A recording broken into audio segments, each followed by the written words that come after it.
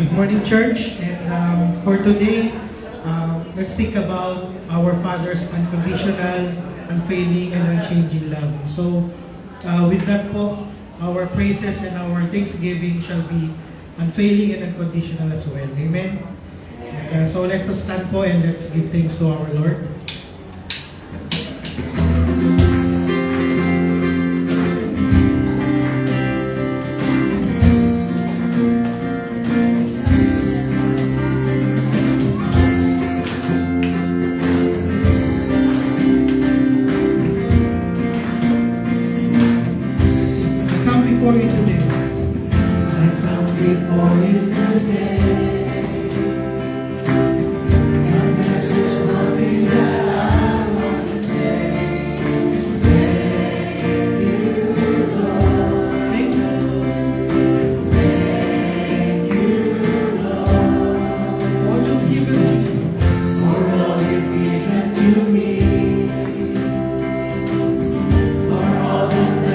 That I cannot see. Thank you.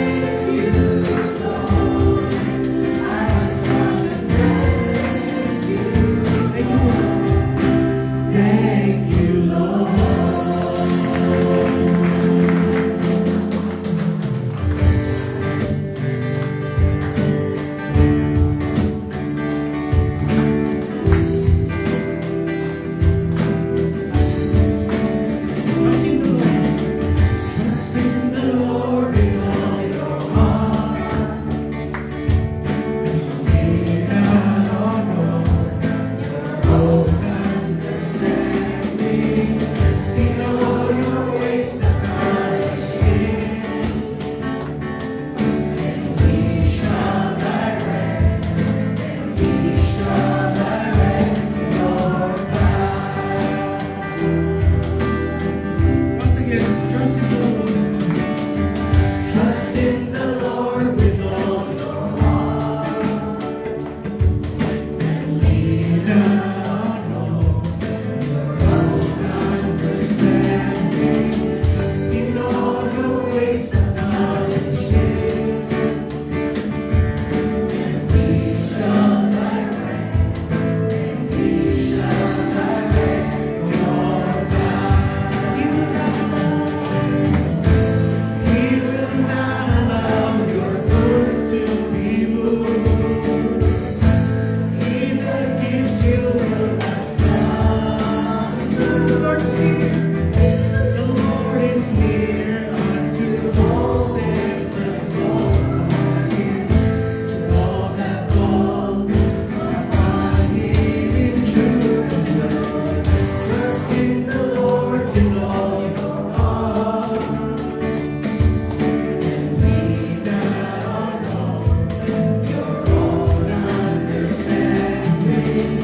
In all your ways acknowledge Him, and He shall direct, He shall direct your path. He will not allow your foot to be moved. He that gives you will not slumber. The Lord is near unto all them that call upon Him, all that call upon Him in truth. Trust in the Lord. Trust in the Lord with all your heart, and lean not on your own understanding. In all your ways acknowledge Him, and He shall direct, and He shall direct your path. He shall direct, He shall direct your path, and He shall direct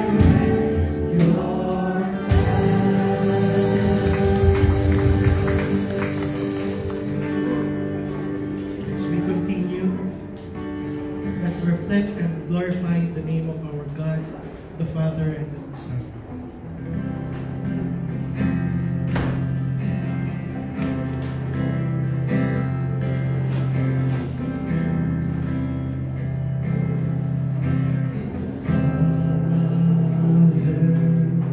We love you, we worship and adore you. Glorify thy name. Glorify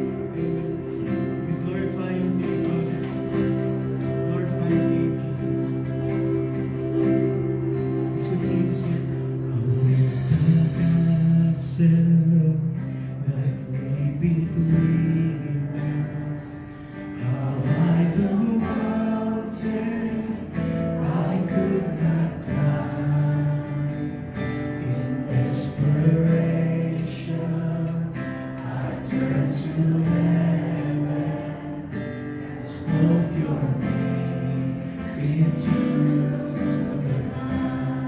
the light. And through the darkness, your loving kindness tore through the shadows of my soul. The work is finished, the end is written. Jesus Christ, my living hope. Who could imagine?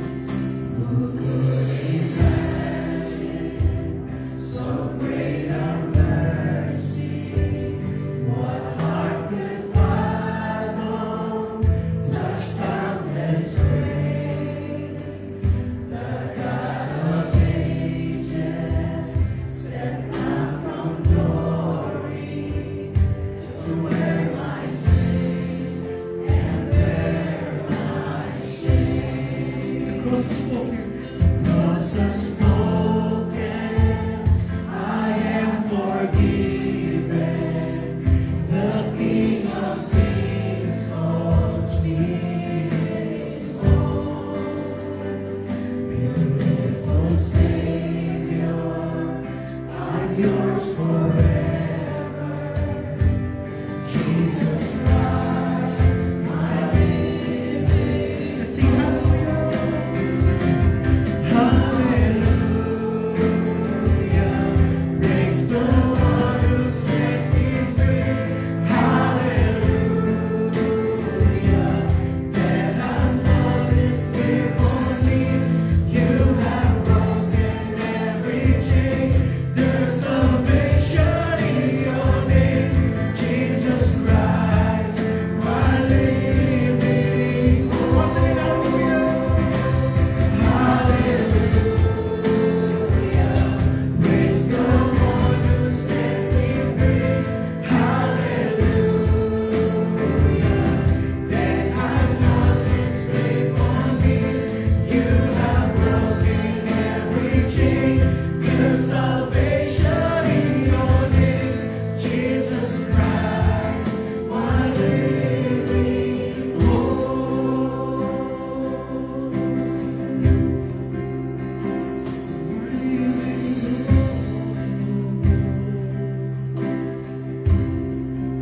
Yes, came the morning. It came the morning that sealed the promise. Your buried body began to ring.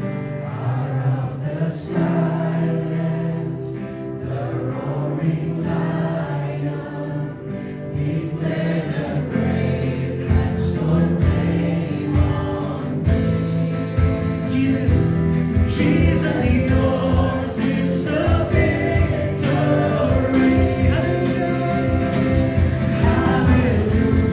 Hallelujah. Praise the one who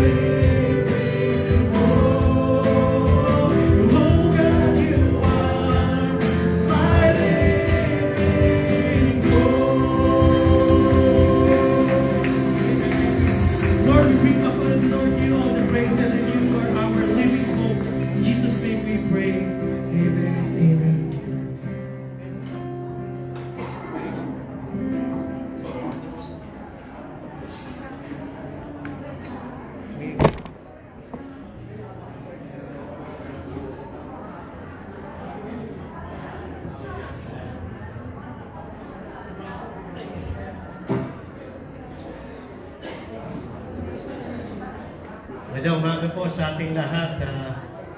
Hindi ko alam kung ating pong bangko ay kasya sa likod. Meron bang nakatayo dyan? At kung wala kayong bangko, samahan niyo ako dito, nakatayo ako. May isa pa dito sa harap at pwede po rito at sa gilid. Meron po ba kayong patotoo bilang pasalamat natin sa ating Panginoon ngayong umaga na ginawa ang Panginoon sa atin? Bago po tayo mag-pray para po sa mga panalangin natin at maging sa pangailangan natin. Feeling ko medyo parang mainit ngayon sa lugar natin. Baka may problema yung aircon natin. Baka sinyalis na yan na tayo po ay pagkakalooban na ng building.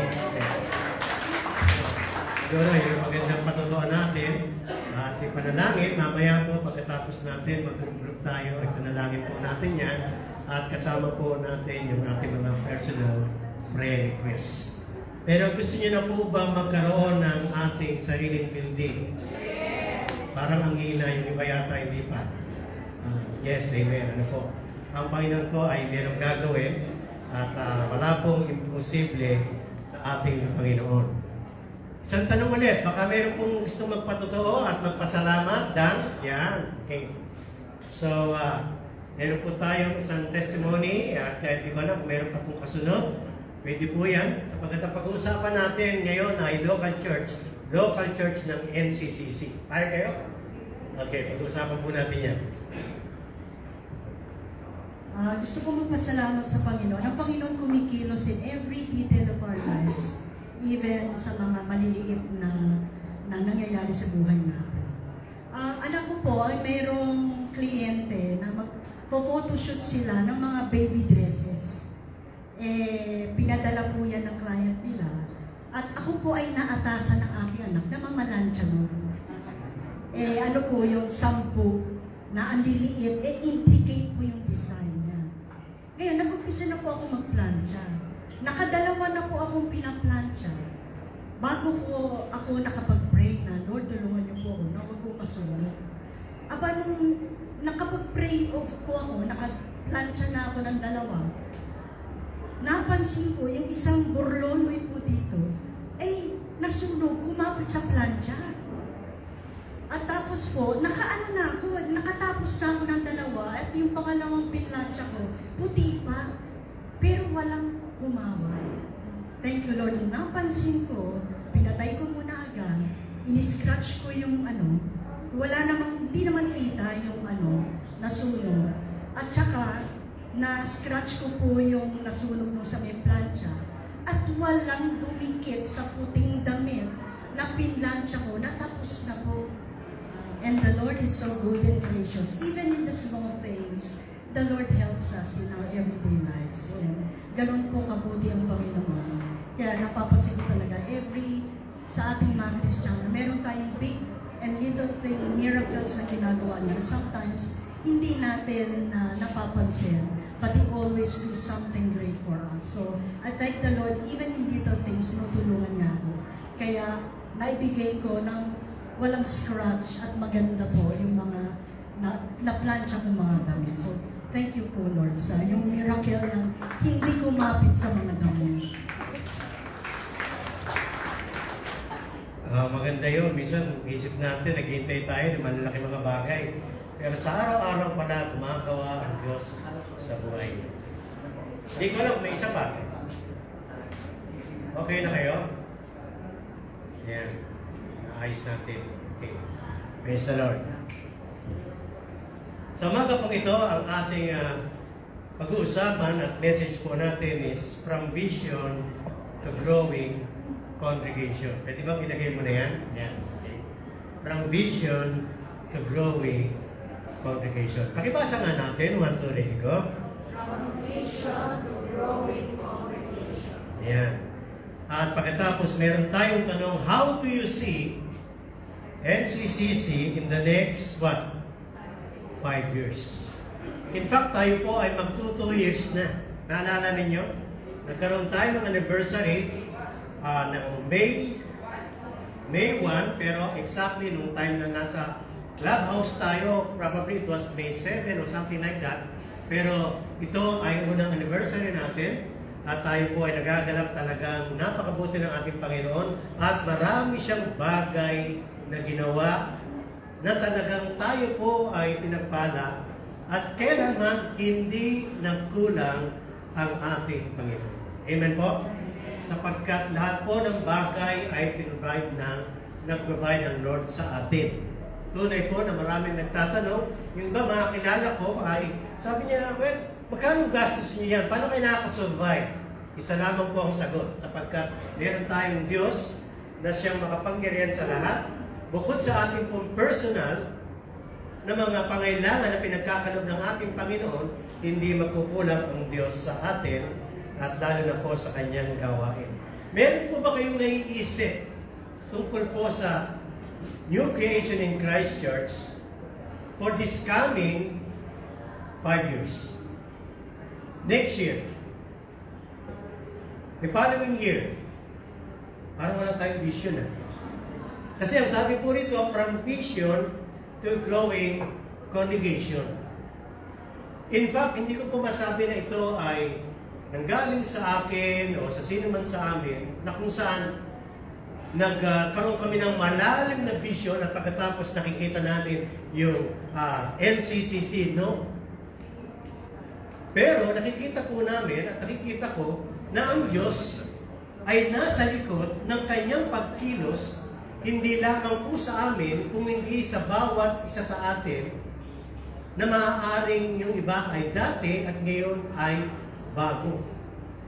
Ang dahilan po makikita natin, meron po tayong kahit papano na kalooban at pagnanais na manatili dito po sa iglesia nito na tinatawag po at pinangalanan nating New Creation in Christ Church. Kaya ang tanong ko, kayo po ba'y mananatili sa NCCC? Even after 5 years. So nandito kayo even after 5 years. Ibig sabihin, hindi pa tayo kukunin ni Lord. Nandito tayo. Next year, the following year. Tanong, gusto ba nating may madagdag o may bago tayong kasama next year? Or this coming year? Yes. Ang maganda kasi ang sabi po, vision to growing congregation. A growing congregation is a healthy congregation. Yun ang gusto natin. Ano po? In fact, meron po tayo mga kasama na sila po ay nasa online actually. Sila po ay merong trabaho, sila ay kuya, paggising nila, siguro 10 or 11, medyo hirap sila, pero sila po ay nanonood. May mga kapatid po tayo sa ibang bansa na regularly sila po ay kasama natin. Kaya hindi lamang po tayo ang nandito, kung hindi may mga kasama tayo, makikita natin later, dahil ito po ay recorded, na sila po ay kasama natin palagi.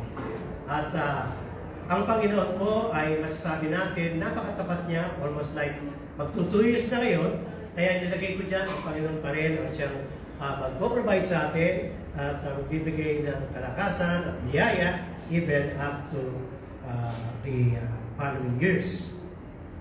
Meron po ako nakitang tanong dito. Ang tanong po ay, can I be a Christian without joining the church? Pwede ba yun? Pwede ba ang isang tao ay maging Christian without joining a church? In a sense, sa pagiging Kristiyano natin, ay pag tayo ay sumampalataya sa ating Panginoon. Pero inutos ng Panginoon na tayo po ay dapat magkakasama. Ito ang sagot. Yes, it is possible. Kaya lang ganito. It is something like being a student who will not go to school. A soldier who will not join in an army. A citizen who does not pay taxes or vote. A salesman with no customers. An explorer with no base camp. A seaman on a ship without a crew. Mahirap yun. A businessman on a deserted island. Walang bibili sa'yo. An author without readers. A tuba player without an orchestra.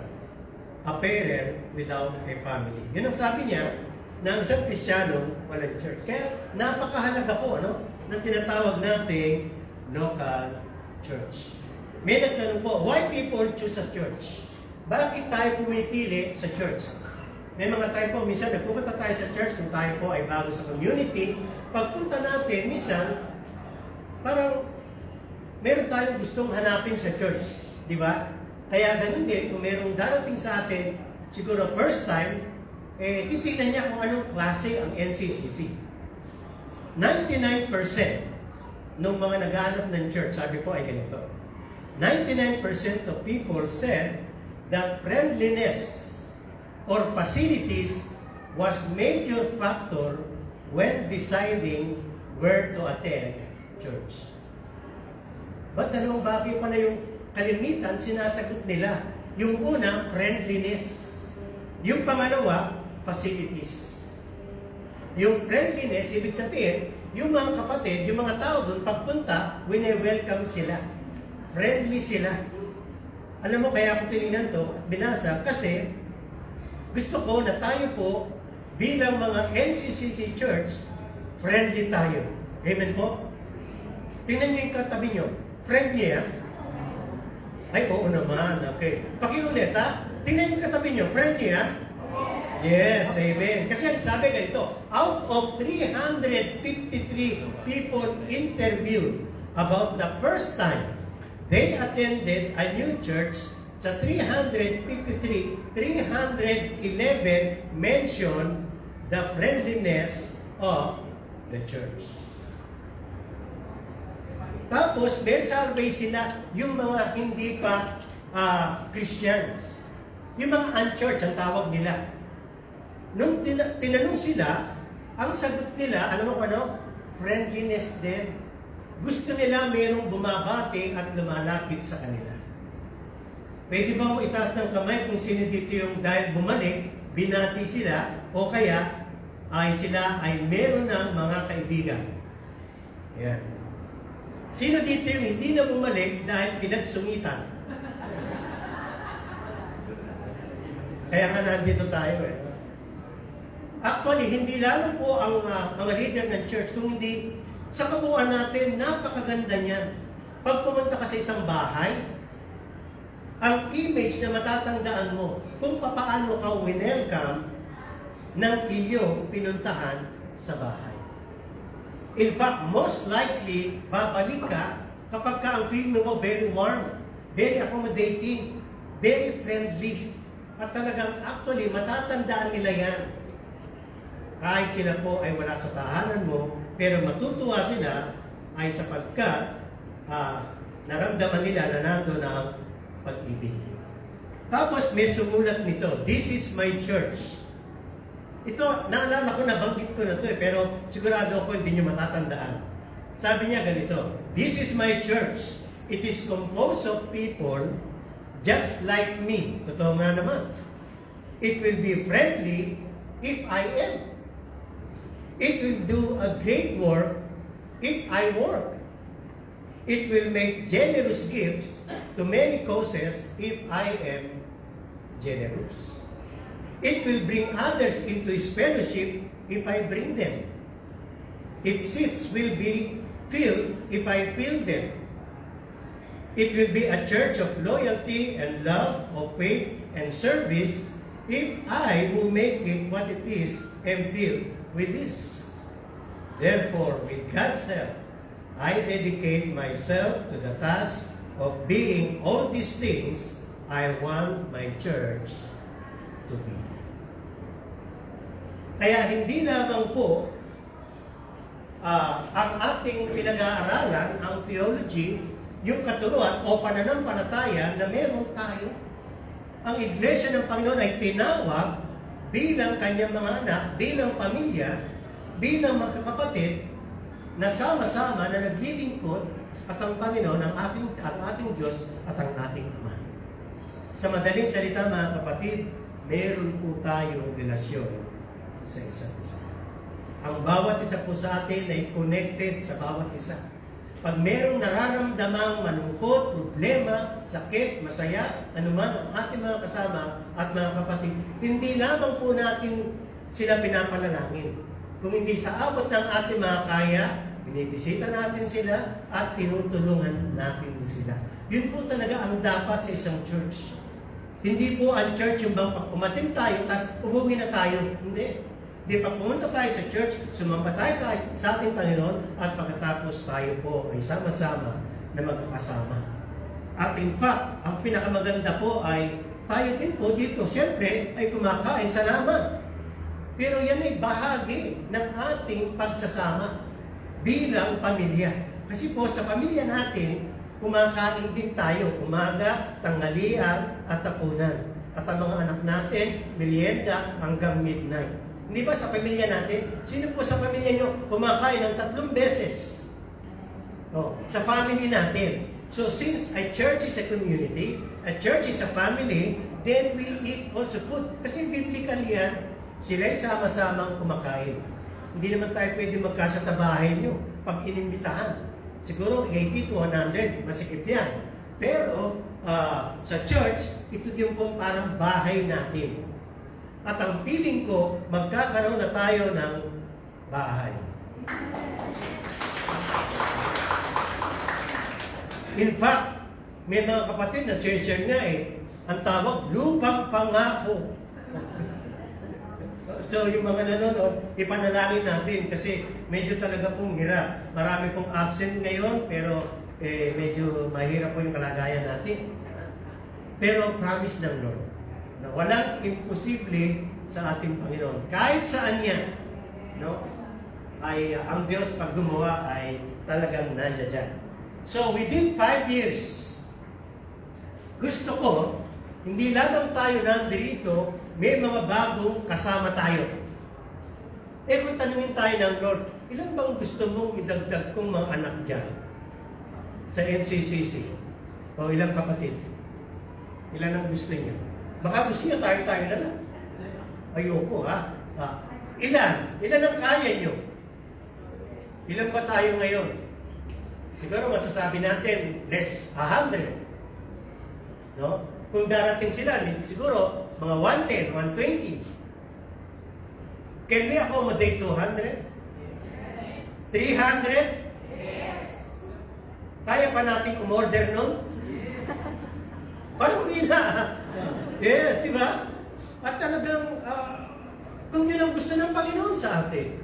At ang sabi, mangyayari yan, kapag pinanalangin natin at tayo mismo ay pagagamit sa ating Panginoon, at yung ating mga mahal sa buhay at kaibigan, proud tayo at gusto natin silang imbitahin. Proud po ba kayo, Lord? Pagka kayo pupunta sa church? Excited kayo? Paano kayo pumunta sa church? Ginikising pa kayo? Uy, tayo na! O kaya talagang, linggo ngayon, excited ba kayo? Alam mo, by the way, naalala ko, na-encourage ako, meron ako nakita sa Facebook. Actually, nagtatrabaho siya, ayaw kong banggitin, sa isang fast food. Hindi ko alam kung sino yung kumuha sa kanya, kung sino nagpadala nito. Nandun po siya sa isang sulok. At siguro naglikpit siya, umiyak siya. Kasi may kumuha sa kanya kasi na-upload Umiyak siya, sabi niya, Lord, patawad ko, sabi niya. Imbis na nasa church ako, nandito ko. Sana po maunawaan niyo, nananalangin siya na meron po akong trabaho, kailangan ko. Pero alam ko, Lord, gagawa kayo. So, nandun yung kalungkutan niya. Pero, kung tutusin, wala siya magawa sapagkat kailangan niyang magtrabaho. Pero, sinasabi niya sa ating Panginoon. Ang naganap ako at humanga, yung kanyang desire, yung kagustuhan niya na nandito siya. At meron po mga kapatid na ganun. Nalulungkot sila na sana nandito sila. Tayo, salamat, nandito. So, excited tayo. Nandito po tayo sa church. Kaya magpasalamat tayo. Every Sunday, una na po kami mag-asawa at mga leader ng church, natutuwa po kami kapag po nag-aakyat ng mga bangko. Natutuwa kami kapag kulang yung in-order. Halimbawa, 70. Kulang ng 10. Ay, sige, okay yan. Kaya po natin yan. Malulungkot kami kung ang pagkain ay 60, 20 lang kayo. Mas gusto po namin sumobra. Kaya ba natin na 70 ang tao? 17 upuan, tapos umorder, ang natao po mga 150. May pang-abono po ba tayo? May pambili ba tayo? Kasi kulang. Meron ba? Meron po. Meron. Actually, meron po. Inilalagay na ng Panginoon. Nasaan ba yung ating finances dito? Si Rafi, nasaan ba yun? nasa baba, nagbabayad na. Ha? Kahit magdala kayo ng 115 tao sa Sunday, kung dito man o sa bagong lugar, kaya po, pinagkaloob na ng Lord. Ba't hindi pumapalakpak? Opo. Sa Sunday, nalimutan yung offering nyo. Huwag kayong magkalala. Dalhin nyo. May pambayad po tayo. Ganun kabuti ang Panginoon. Amen po? Bakit? Sapagkat pinoprovide ng Lord. Nakita niyo na po ba ito? Inilagay ko po yan. Vision statements and mission statements. Sino nakabasa nito sa Facebook? Okay, yung iba wala pang Facebook. Bibigyan ko kayo. Ha? Kasi po, sa aming pong pag-uusap ng mga leaders, napakahalaga po na merong vision. At saka merong mission. Statement, para bang ito yung parang kahit paano mag-guide sa atin at magpupush sa atin. Nababasa po ba natin? Kaya basahin sa likod? Basahin natin ng malakas, ha? At para po alam natin yung vision at saka yung mission. Okay? Yung hindi pumasa, wala siyang tanghalian. Okay? So, 1, 2, ready, go? To see.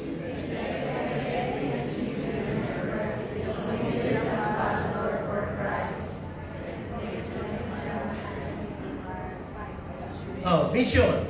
To nurture.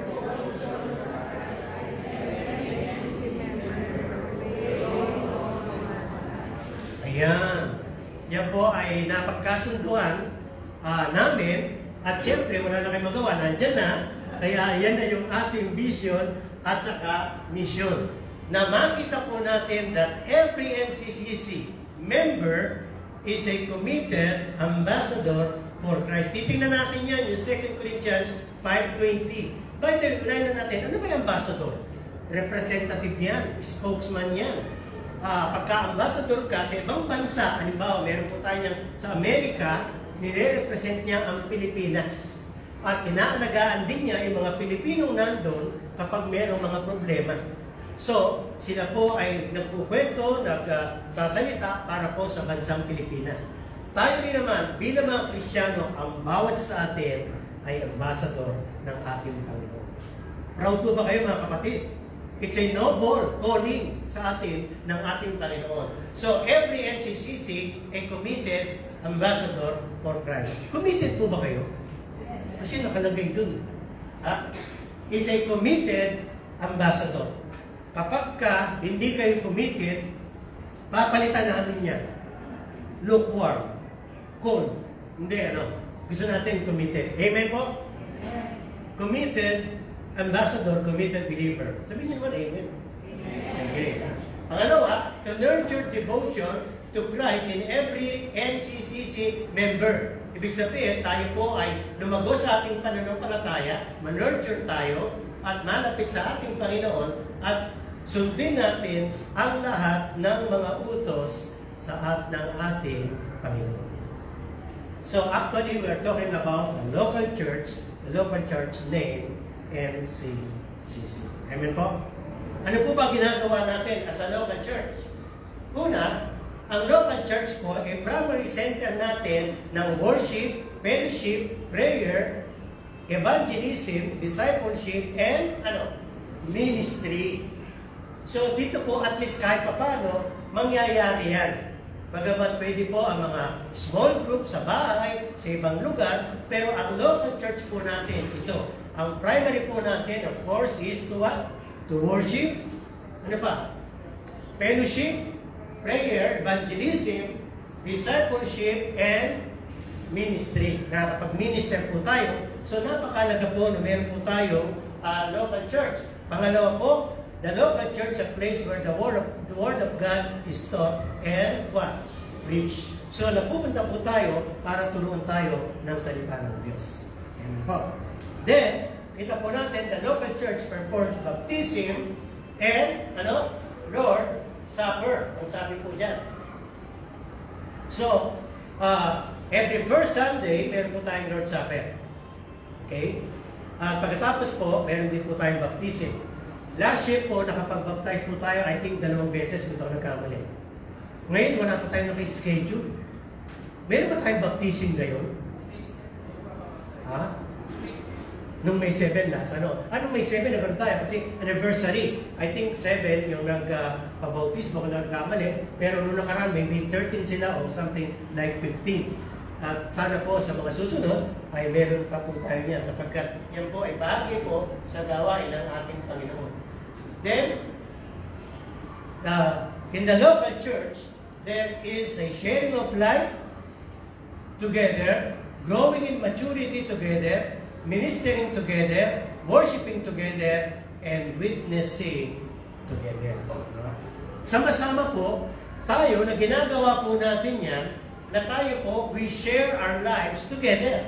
We grow in maturity, ministering together, worshiping together, and witnessing together. Nararamdaman po ba natin yung ating pagkakaisa bilang pong magkakapatid sa ating Panginoon? Kapag tayo po ay sama-sama o naglilingkod.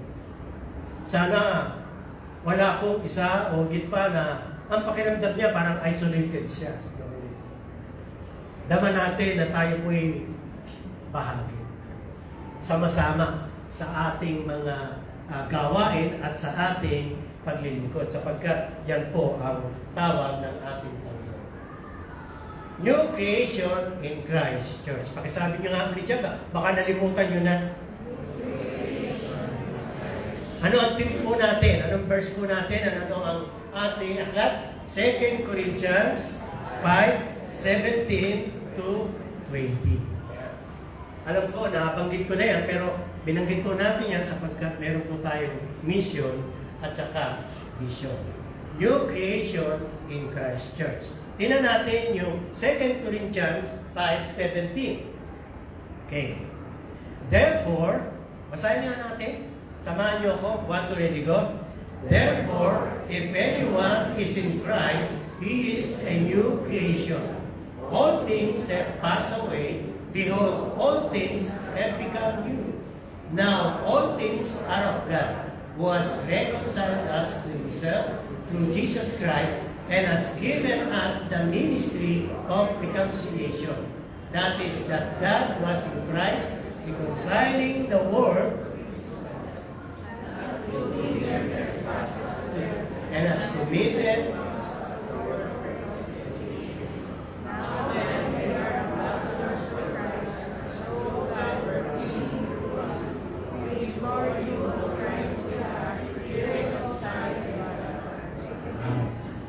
Nauulit ko din yung mga salitang new at saka yung reconciliation and reconcile to God.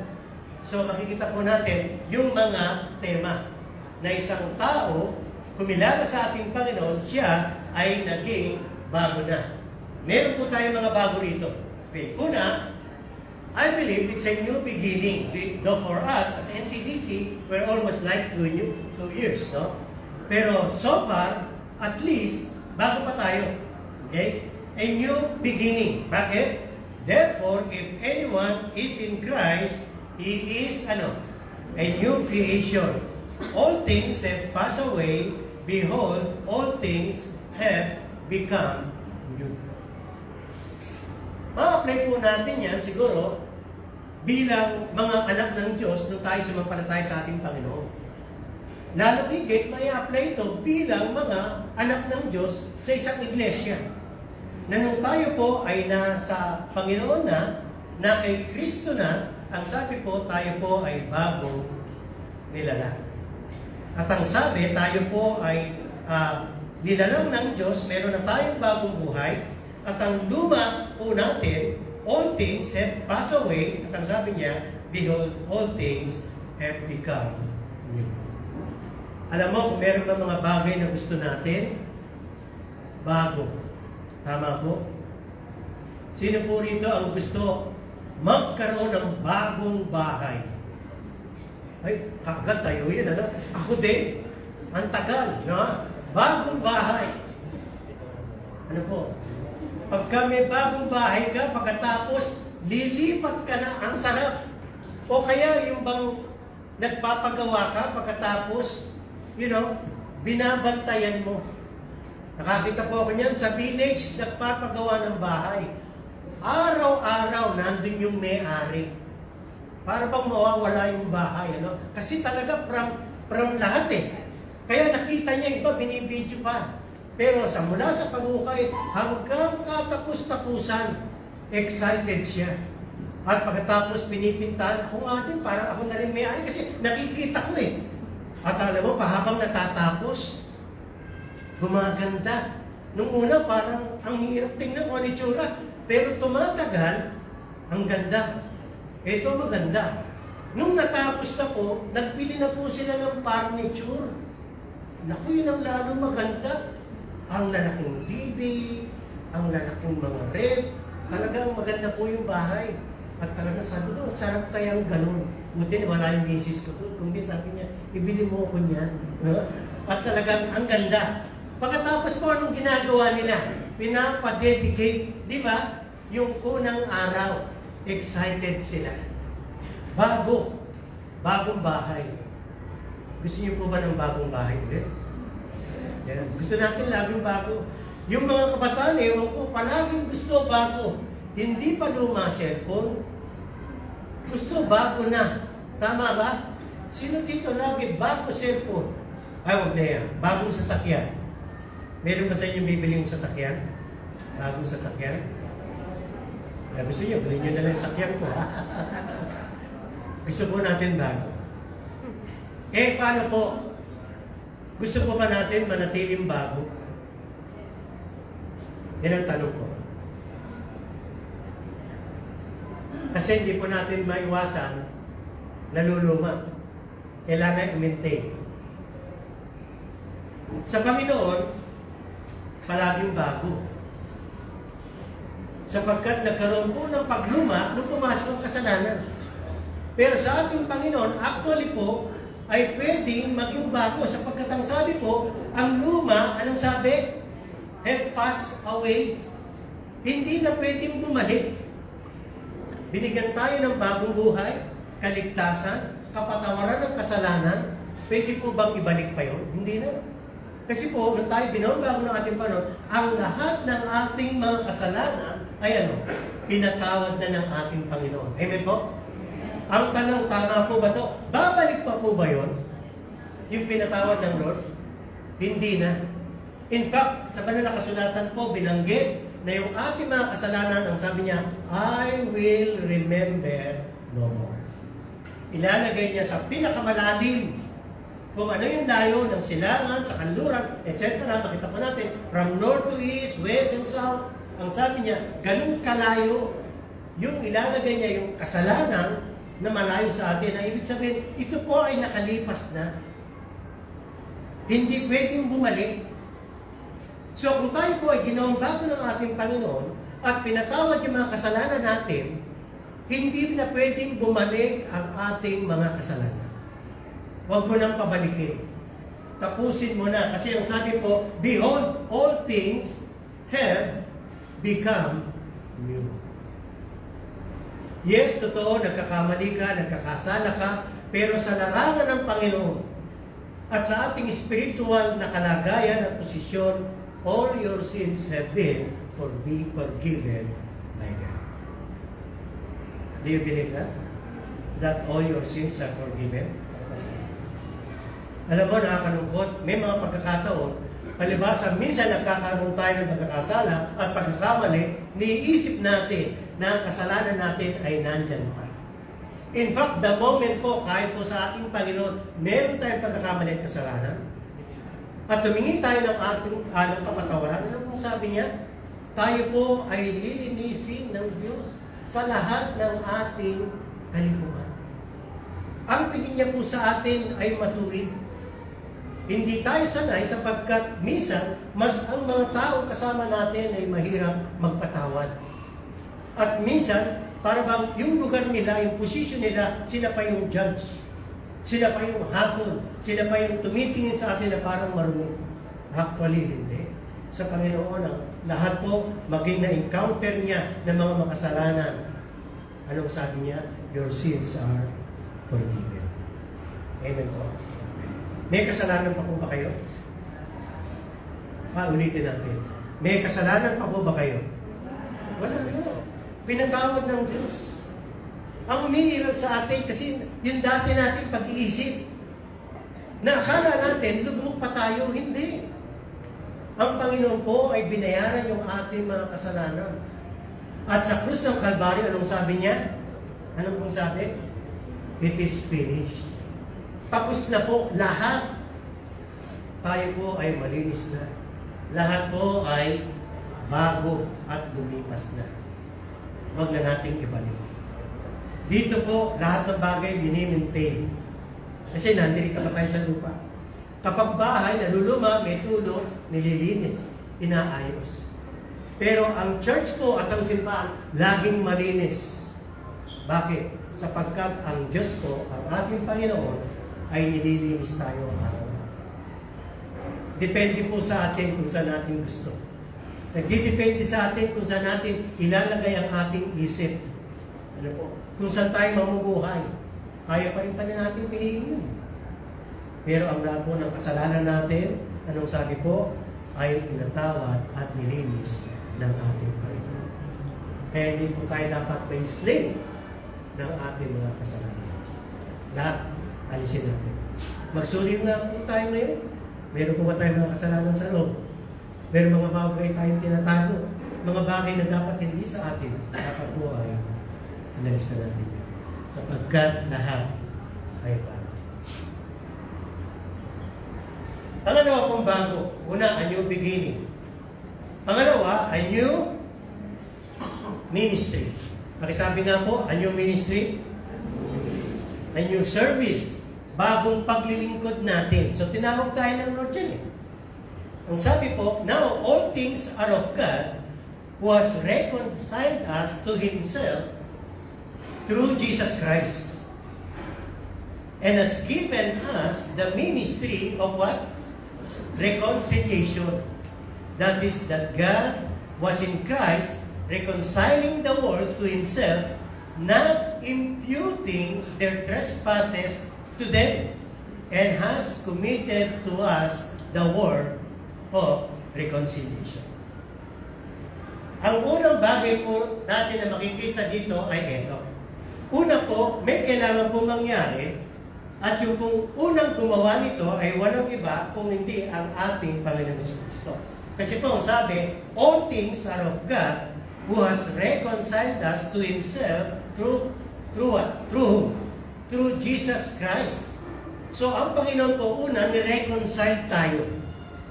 Then after that, and has given us the ministry of reconciliation. So una-una, dapat ma-reconcile ka muna sa ating Panginoon sa Kristo. Yung pangalawa, then, you receive the ministry of reconciliation.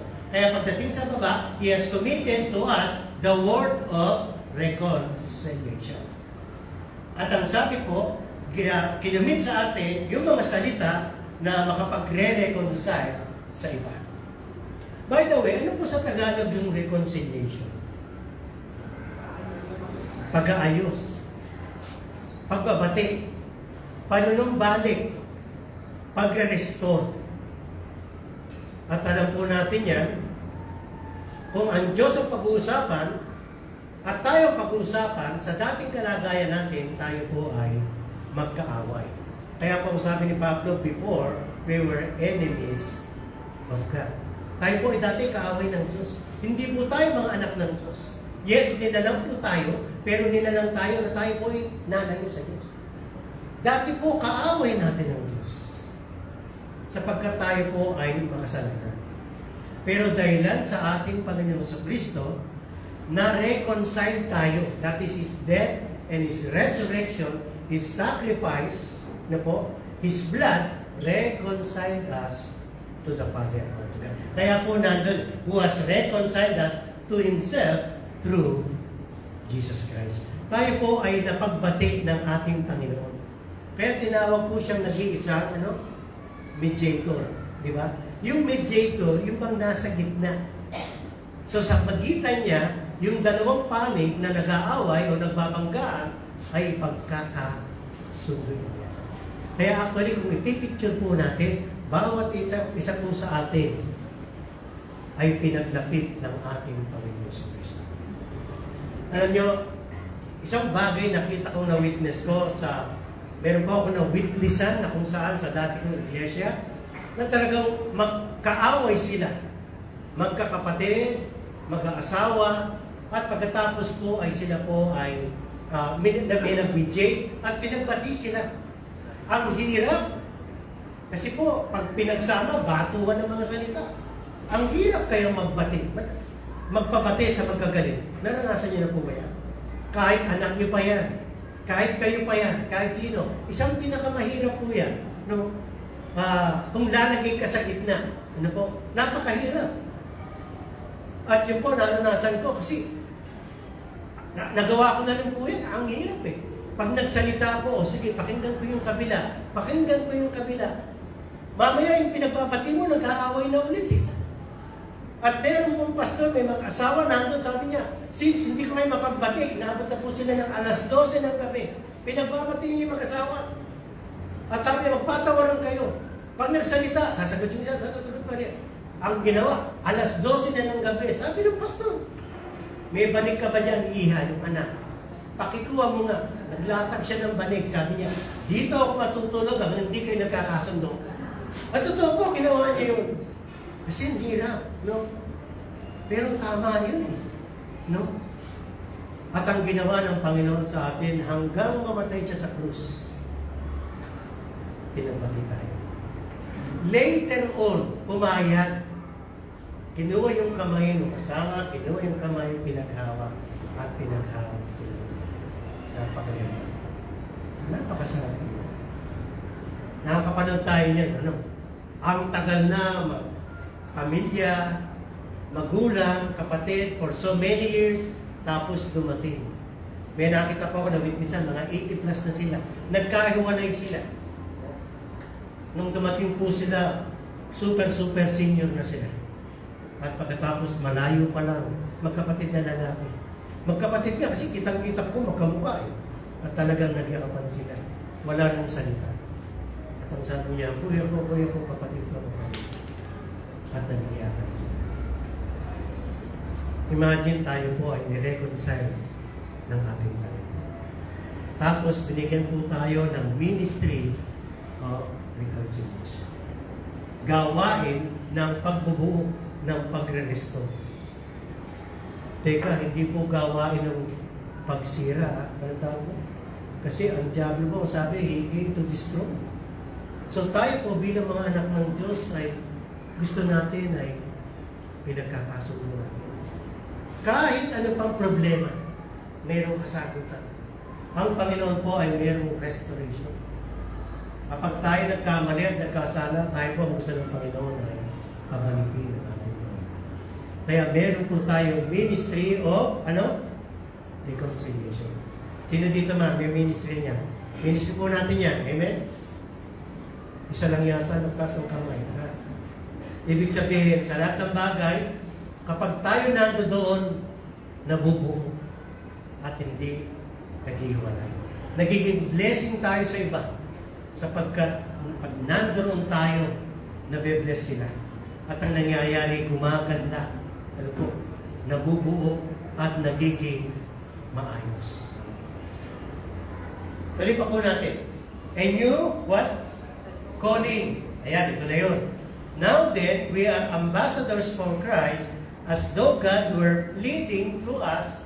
We implore you, on Christ's behalf, be reconciled to God. Yun pala tayo, ambassador. Tapos, tayo pala ay naghihimo na sinasabi natin sa kanila na kayo ay manumbalik na. Lumapit ka na sa ating Panginoon, anak. So tayo po yung naging encourage sa kanila na sila ay lumapit na. Ang tawag po pala doon ay ambassador. Na kung saan tayo po ay nagre-represent ng ating Panginoon bilang kanyang mga anak. Tayo po ang nagsasalita para po sa Kanya ng kaligtasan, ng mga bagay na ikalalakas, na siya po ay pwedeng lumapit sa ating Panginoon because you are ambassador for Christ. Parang hindi tayo proud. It's a noble, mataas na calling sa ating Panginoon. Ilan na dito po yung ambassador of Christ? sa atin? Embahada o yan. Lahat po tayo, no? Ng mga tinawag ng Panginoon. No? Ilagay po natin yan. Yan po ay mataas na calling sa atin. No? Mas mataas po yan kaysa sa trabaho mo na mga ngayon. Bakit? Sapagkat ang sabi, ambassador for Christ. So we are employing yung pong mga ibang tao. Then yung pong ating mission, ito po. Therefore, basahin natin, 1, 2, ready, go? Go. Baptizing them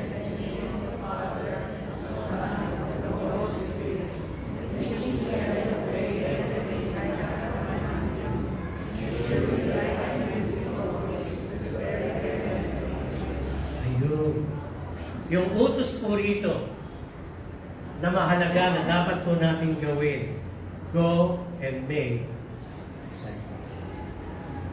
At ang sabi po, teaching them to obey, everything that I commanded. So the goal, the vision, and the mission of the church is to go and make disciples.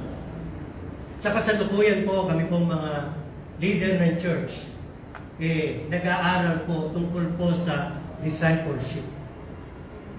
Kami po ang unang gagawa. Kasi po ang point, pag hindi namin ginawa, paano nyo gagawin? Di ba? So dapat pala, mauna kami. Ano gusto nyo? Kayo mauna? Sino unang gagawa? Kami. O gusto nyo mauna, mga kapatid? Pwede sabay.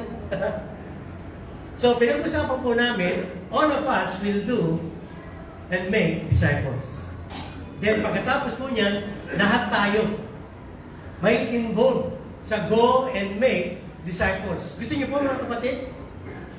Yun po talagang utos ng ating Panginoon para lahat ng utos ng Panginoon alam natin at susundin natin. Kaya yun po yung mandate sa atin. Yan yung utos. We should go and make disciples. Hindi lamang po yan yung pupunta tayo sa church tapos uuwi. Kung pupunta po tayo pagkatapos uuwi, okay lang po yan. Salamat sa Lord, nandito tayo. Pero, ang gusto natin, sumusunod tayo sa utos ng ating Panginoon. Tayo po ay mga alagad ng ating Panginoon. We will go and make disciples. Yan po yung ating gagawin. Yan natin mararanasan ang paglago natin sa ating espiritual na buhay. At din natin maunawaan kung ano ang salita at utos ng ating Panginoon. Kaya ulitin po natin, yung pong hindi pa nakabasa nito, ito pong ating vision and mission. Dito po tayo magtatapos at pagkatapos meron po akong last na challenge at kwento. Ulitin natin. Ready po ba kayo sa likod? Gutom na yata kayo dyan, mga kapatid. Okay lang kayo dyan. Tingnan mo nga. Basahin mga mga nasa likod. Tingnan natin. Sa likod lang. Yung mga first 5 rows. 1, 2, ready, go. Yung vision. Go.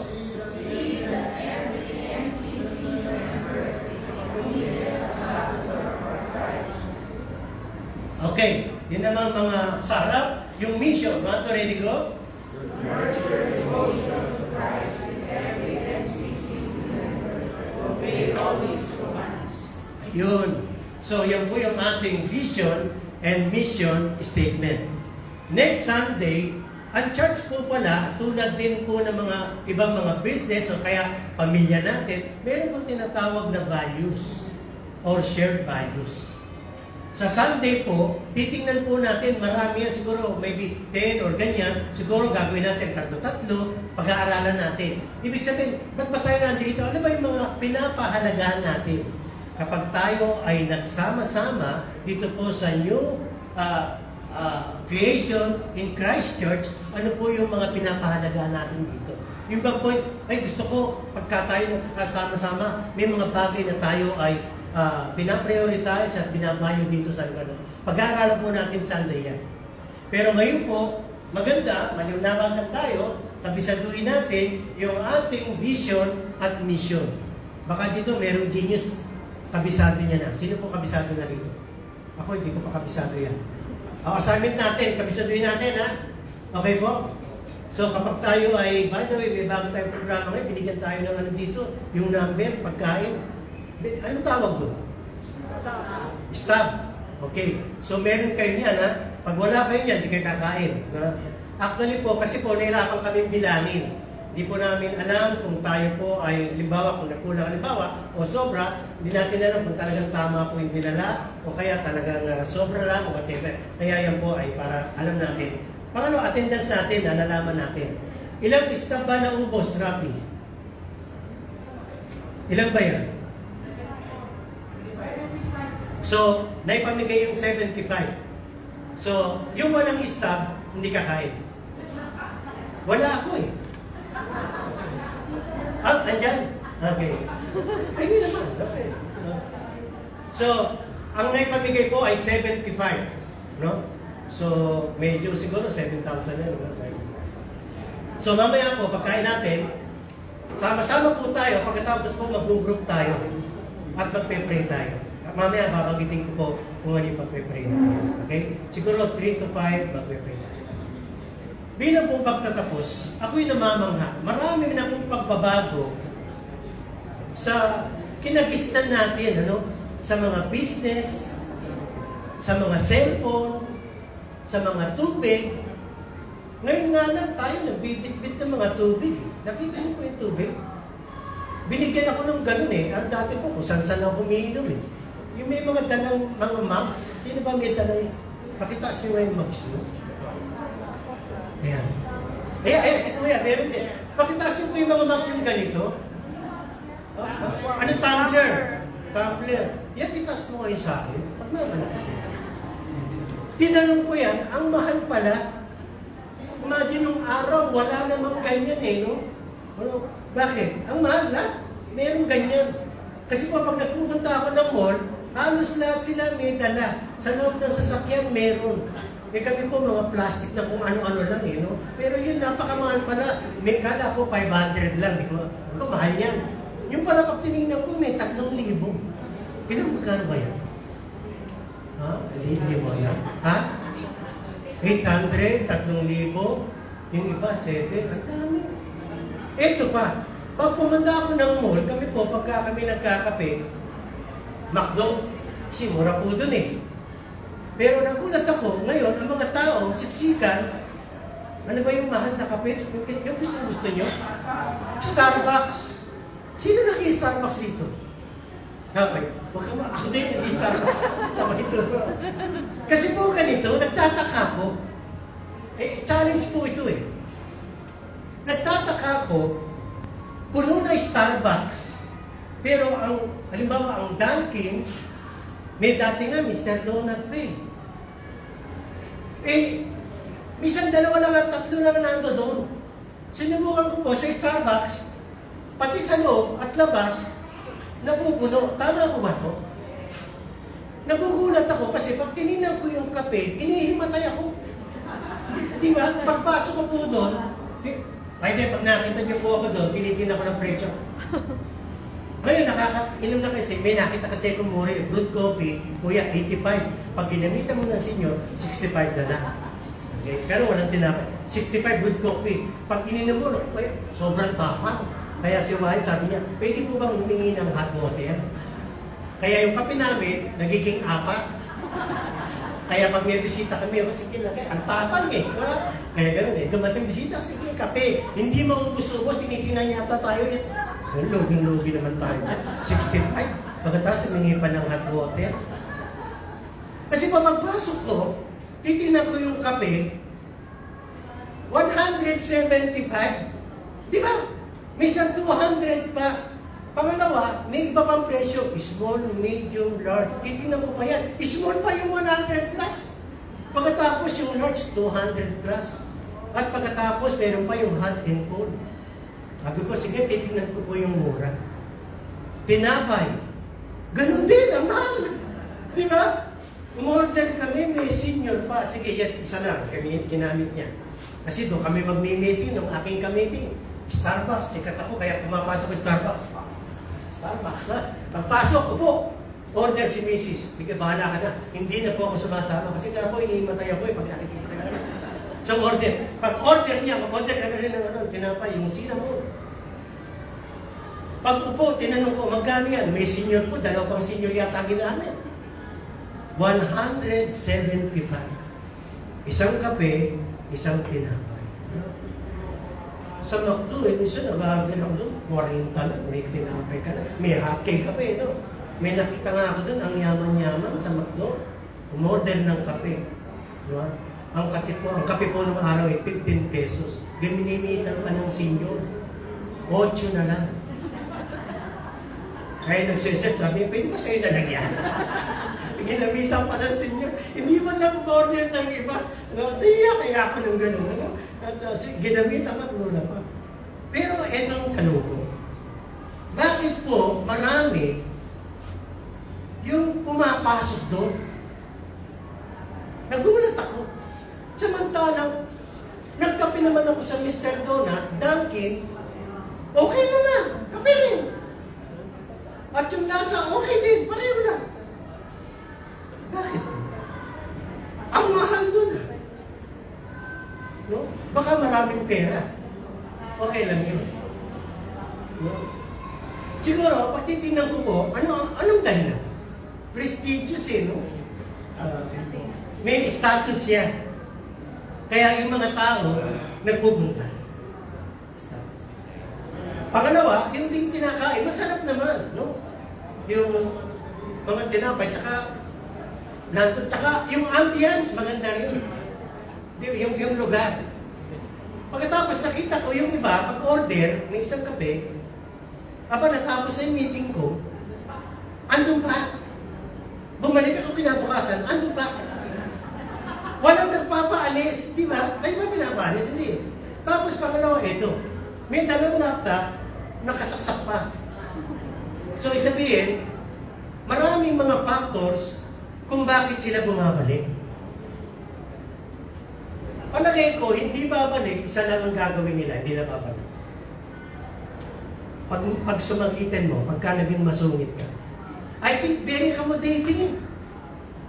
Pero once na kahit anong ganda, pag pumasok ka at para bang ikaw ay parang nahamak o kaya nakapil ng isang negative, ano mangyayari? Di ba?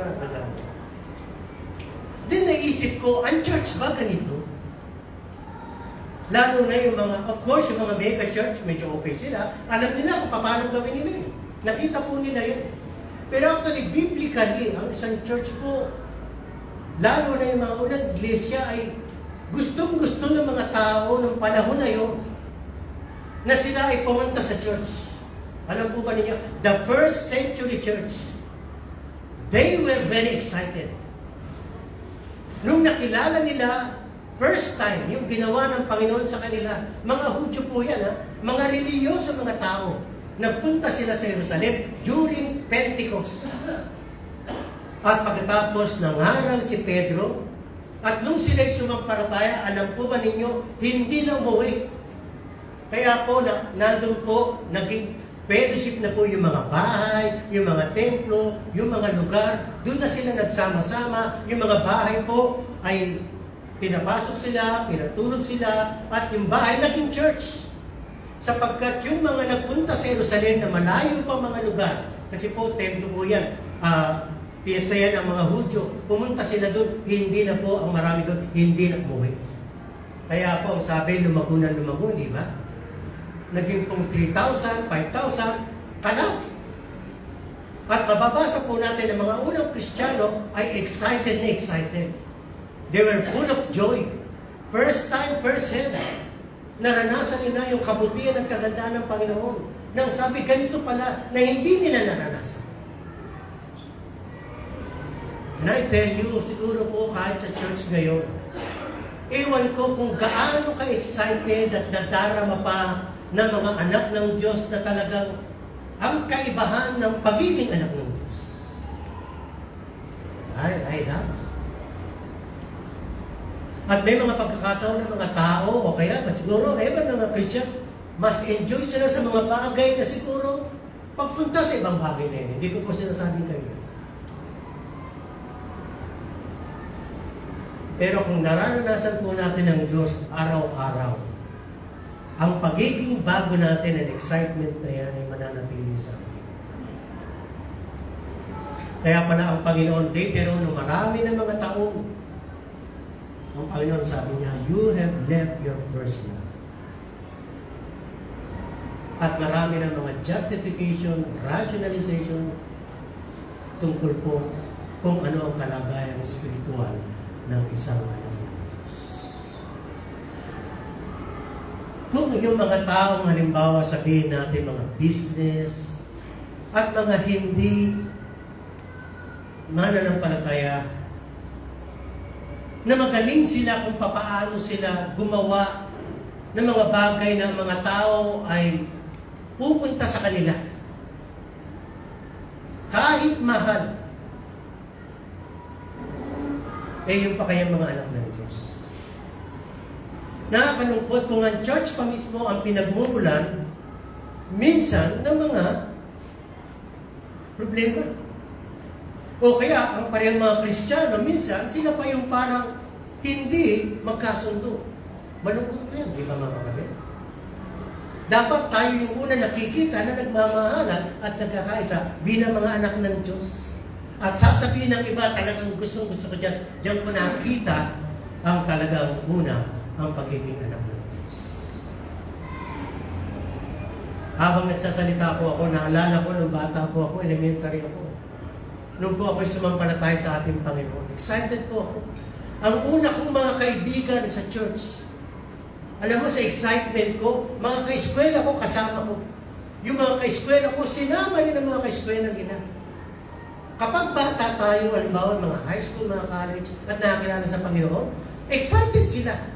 Ang mga members po ng church, minsan mga kaibigan at kaeskwela nila. Ngayon po, kapitbahay, ang hirap din imbitahin eh. Pero dahil sa excitement, andun sila at nakakilala sila at talagang yung joy na yun ay naipapasa sa iba, sa mga kapatid. At tayo po bilang mga anak ng Diyos, ipakita po natin na tayo po ay masaya at maligaya at maraming bagay ang ginawa ng Panginoon sa atin at masaya. Kaya mga kapatid, bilang mga anak ng Diyos, excited po ba kayo bilang mga anak ng Diyos? Okay? So, mas enjoy tayo kaysa pumunta sa mga ibang mga lugar. Pwede po yan, walang masama. Pero kapag sa church, mas prestigious. Mas excited. Mas masarap ang pagkain. Spiritual. Mas nakikita po natin ang ambience. Ano po, yung lugar at saka yung mga kapatid, mas accommodating bilang mga anak ng Diyos. Tayo po natin tumayo at tayo po ay manalangin.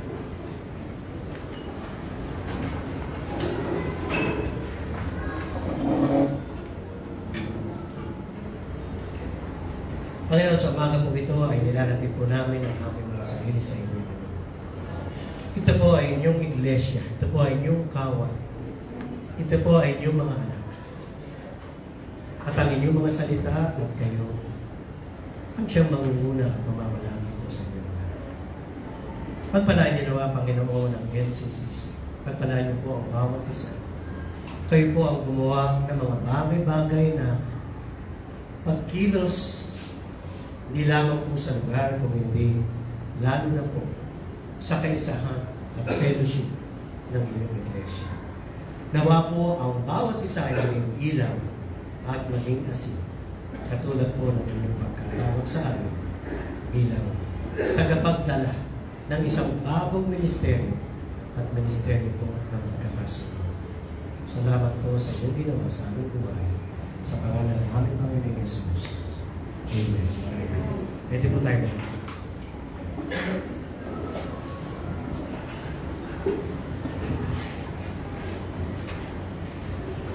Okay, good morning ulit sa bawat isa. I'm sure naalala niyo yung breaking news, tapos siguro mga focus. Actually maraming news. Pero I'll focus on the forest fire. Naalala niyo yung sa Maui, Hawaii, meron isang island doon na halos natupok. Several hectares of lands, mga almost ang daan na namatay, maraming bayan na sulong. Kaya hindi nangyari sa northern part ng Canada, British colony, they call it. Mas malaki yun. Pinakamalaki yung sumunod sa nangyari sa Canada for the last 100 years. At meron ding sumunod sa Oregon, California, mas malaki, mga almost kasi size din sa Canada. In the span of 2 months, August, September. At pag inalam nyo ano yung sanhi, maraming haka-haka. Pero meron tinamang kidlat, nagliyab lang bigla yung damo, o kaya may nagtapo ng sigarilyo, something like that. Nakakahindig na ako din sa Pilipinas, may forest fire pa na yun. Wala masyado bahari ito problema eh. Naalala ko tuloy yung sa sinasabi sa sa 1 Corinthians 3, 12 to 15. Merong sunog na mangyayari in the future at ang sunog ay gawa ng Panginoon. Alam niyo ba kung anong susunugin? Sabi dito may mga materyales na pinanggawa ng bahay, kamukha ng gold, silver, at mga precious steel o metal.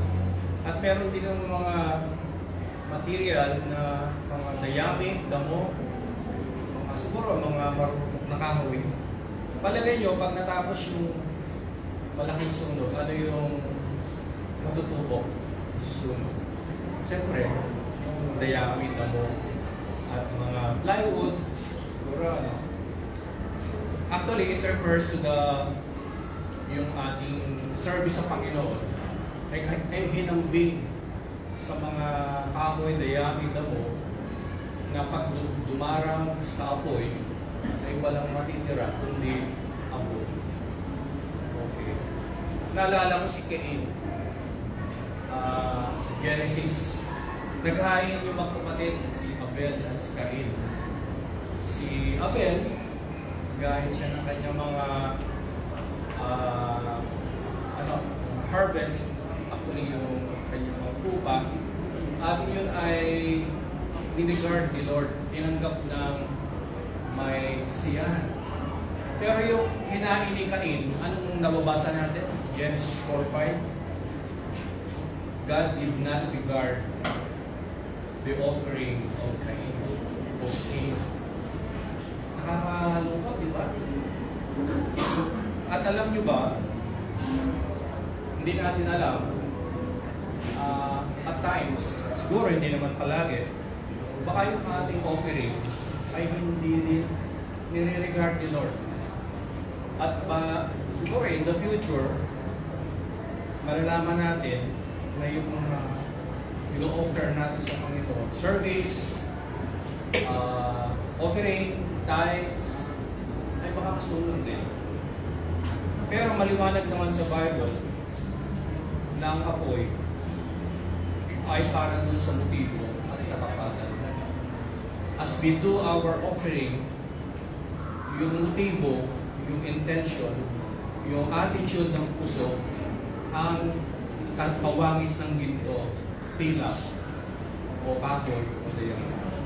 Kaya kung mababasa natin sa Luke 21, this is a very famous offering passage. Naalala nyo yung nag-offer sa harap ng Panginoong Jesus.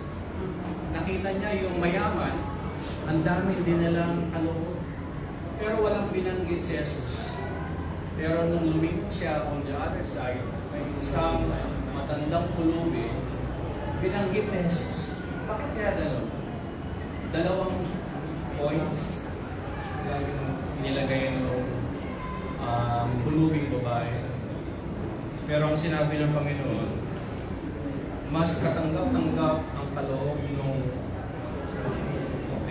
babaeng pulubi na matanda kasi nga, yun lang yung natitira sa kanya course.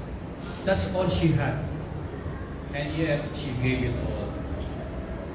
What a challenge, right? So yun yung opportunity natin today. Let's make a difference. Let's check the heart.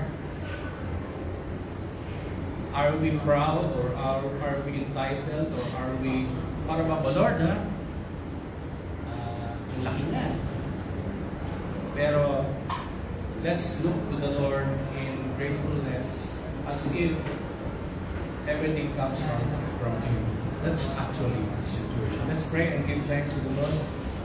Panginoon, napakasbuti niyo, Panginoon, sapagkat tinignan niyo ang dalawang pilak o dalawang coins ng pulubing babae and not the gold or the abundance of the rich man, but rather you saw the heart.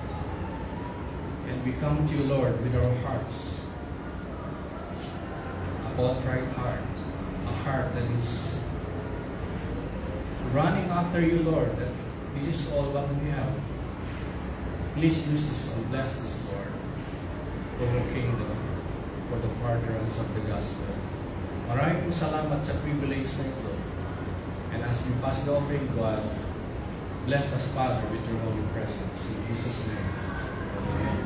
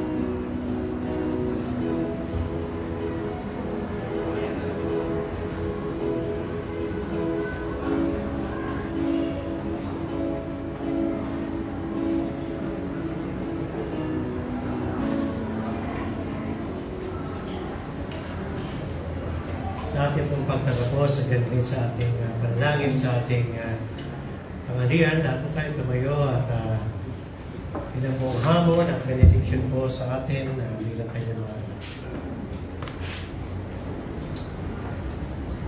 As we bow our heads, it's good to reflect on our spiritual condition sa bawat isa po sa atin. Ang Panginoon po ay palaging nagsasalita at nangungusap sa atin. Marami mga bagay na gustong ipakita ang Panginoon sa iyong buhay, kapatid. Ang oras na ito ay hindi nangyari maliban sa nagtakda nito ang kanagapong Diyos. Ang Panginoon ay merong plano sa buhay mo. Ngayon ay araw ng ligtasan, araw na kung saan ay ipapumit mo ang iyong buhay para sa Kanya.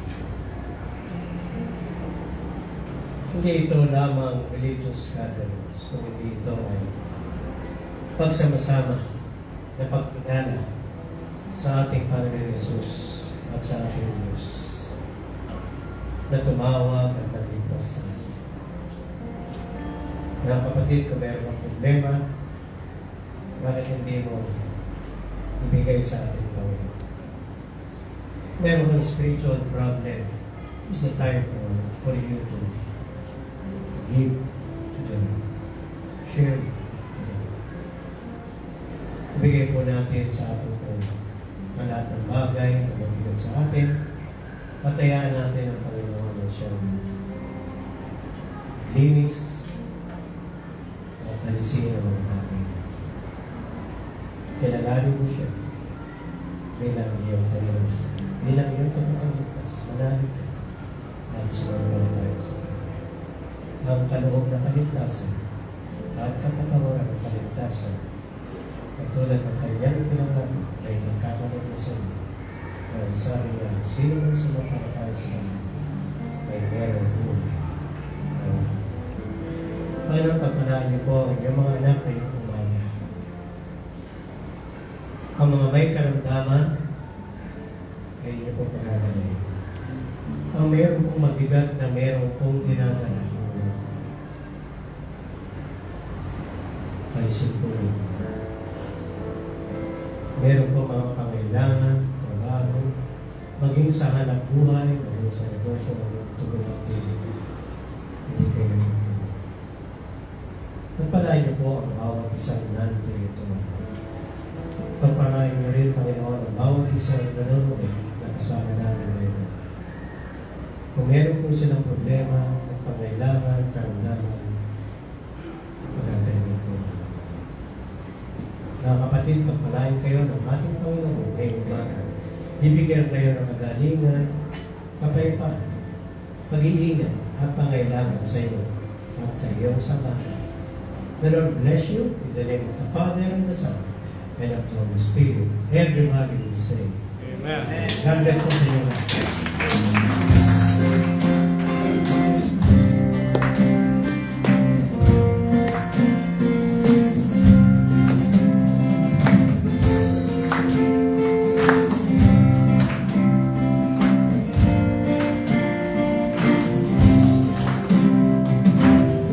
I come before you today, and there's just one thing that I want to say. Thank you, Lord. Thank you, Lord, for all you've given to me, for all the blessings that I cannot see. Thank you, Lord. Thank you, Lord.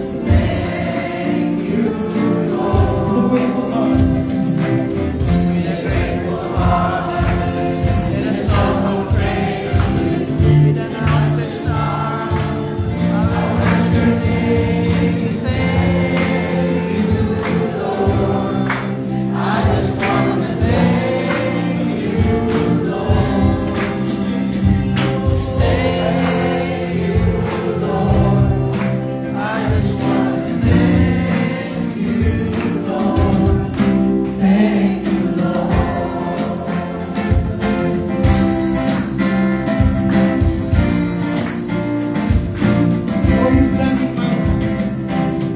For all you've done in my life,